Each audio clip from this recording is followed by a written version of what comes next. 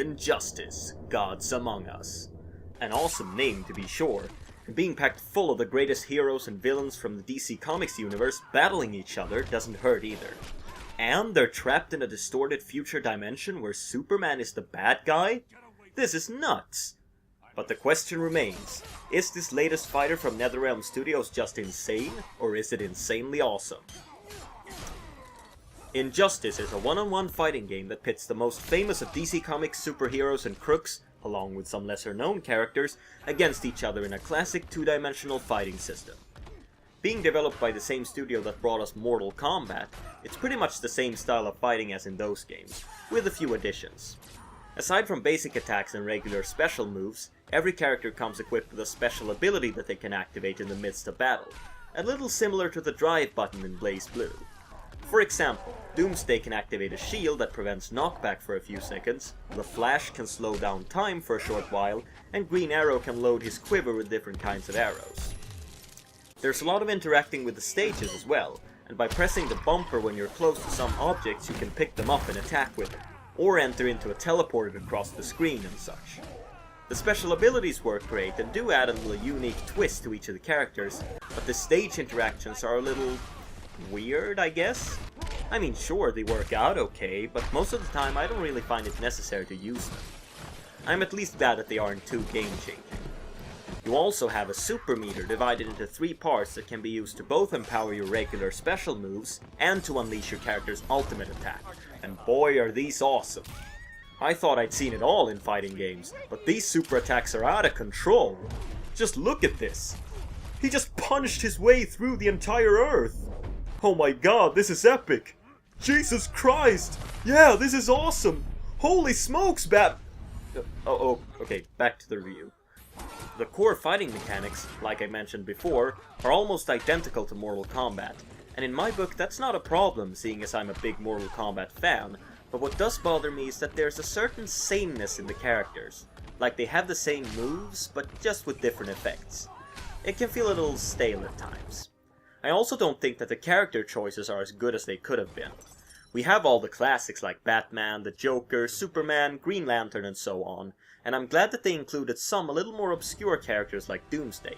But come on, Black Adam, Aquaman, these guys are wimps.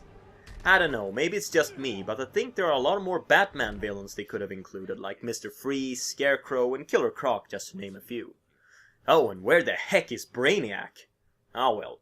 Hopefully we'll get some awesome DLC characters in the future. Really? This guy? Son of a bitch! Much like in the previous Mortal Kombat game from 2011, and the earlier Mortal Kombat vs. DC universe, there's a big single-player mode with a story that took me about 4 hours to complete, which is more than anyone could ask for in a fighting game. The story is told through cutscenes in between fights, with some minigames thrown in here and there, and is actually really good. The premise of Superman losing control and becoming a ruthless tyrant is very intriguing, and thanks to some great voice acting and attention to detail, it's told very well. Seeing the different versions of the heroes and villains face each other as enemies, or unexpected allies, is great fun, and there are some moments that are straight up gold. Good stuff, to be sure. I should be dead. Thanks, Happy Pill. Aside from the story mode, there are a number of different arcade ladders to play through, as well as local versus battles and a complete online suite with ranked matches and daily challenges. Unlockables are plenty, and for every match that you play across all modes, you earn experience points to level up your profile and purchase artwork, music, alternate costumes, and so forth. As far as amount of content goes, it's right up there with the best. While I absolutely adore the character designs, the graphics aren't all that great. It's not that bad either, but it's kinda ridiculous that NetherRealm Studios' previous Mortal Kombat game looked twice as good as this, and that came out 2 years ago. It's also way too washed out and grey for its own good, and the stages all look very similar and don't have nearly as much going on in the background as they did in Mortal Kombat. It's just not very fun to look at. Like I mentioned before, the voice acting is great and the soundtrack is okay, albeit a bit uninspired, but it does have a recurring theme that stands out from the rest.